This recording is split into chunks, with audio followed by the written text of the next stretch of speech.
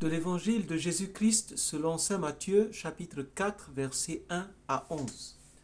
En ce temps-là, Jésus fut conduit au désert par l'Esprit pour être tenté par le diable. Après avoir jeûné 40 jours et 40 nuits, il eut faim.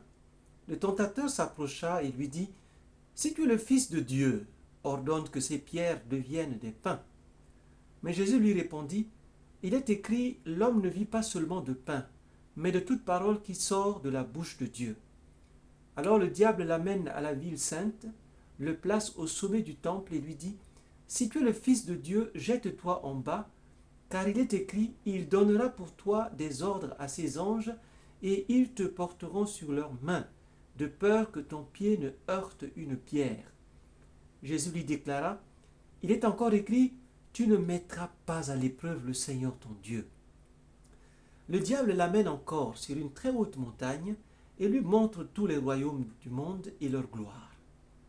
Il lui dit, « Tout cela, je te le donnerai, si tombant à mes pieds, tu te prosternes devant moi. » Alors Jésus lui dit, « Arrière, Satan, car il est écrit, c'est le Seigneur ton Dieu que tu adoreras. À lui seul tu rendras un culte. »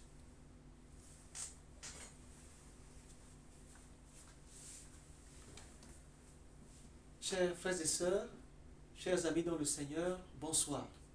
Je voudrais vous proposer quelques points d'oraison pour votre méditation de ce dimanche, ce tout premier dimanche du temps de carême. Commencez la méditation toujours, commencez l'oraison par une mise en présence.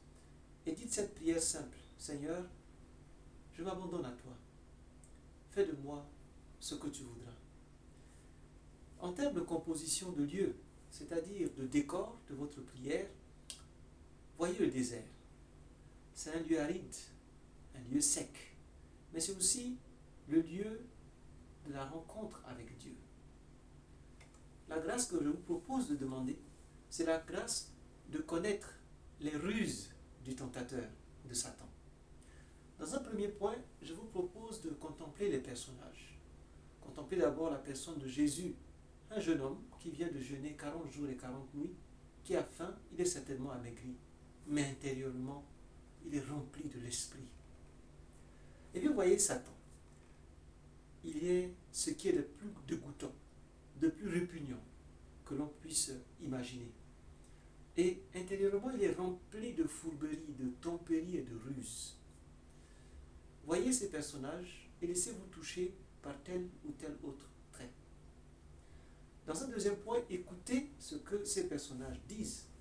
Satan dit à Jésus, « Si tu es le Fils de Dieu, ordonne que ces pierres deviennent du pain. » Jésus lui dit, « L'homme ne vivra pas que de pain, mais de toute parole qui sort de la bouche de Dieu. » Qu'est-ce que ces paroles signifient pour vous?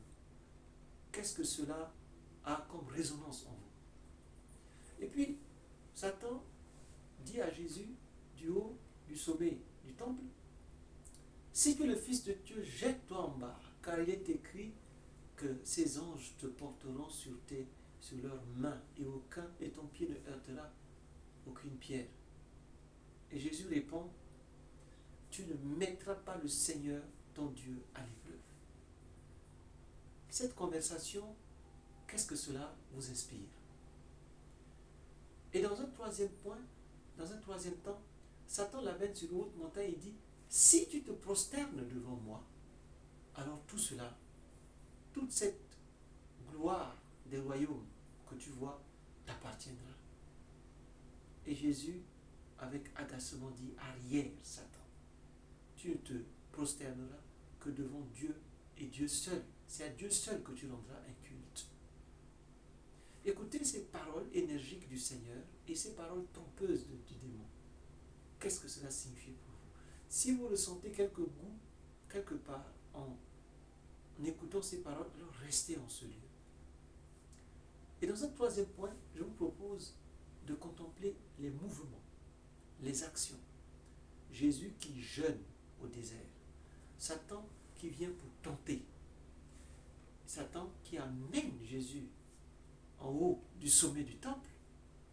Satan qui amène Jésus en haut d'une montagne. Jésus qui chasse Satan des anges qui viennent pour servir le Seigneur. Contemplez chacune de ces actes. Qu'est-ce que ces actes signifient pour vous? À la fin, finissez par un colloque et dites